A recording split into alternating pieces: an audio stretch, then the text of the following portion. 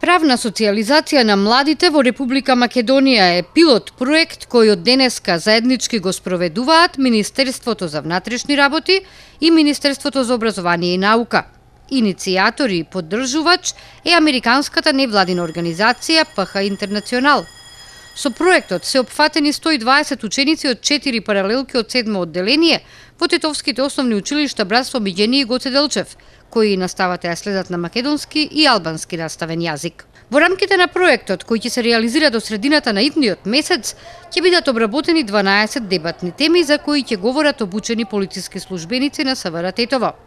7 одделенците од овие две тетовски училишта на посебни часови поблиску ќе бидат запознати и интерактивно ќе дебатираат за заштита на детските права, малолетничка правда, малолетничко престапништво, јавен ред и мир, за сообраќајната култура, насилството и како да се спречи тоа.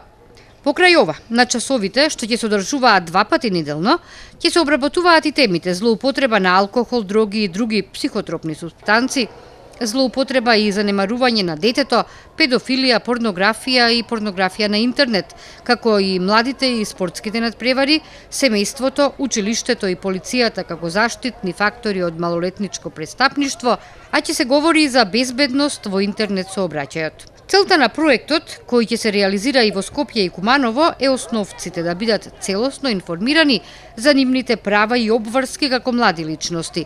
Согласно позитивните законски прописи во нашава земја, долната граница на казнена одговорност е 14 години, а за така наречената институционална реакција 7 години.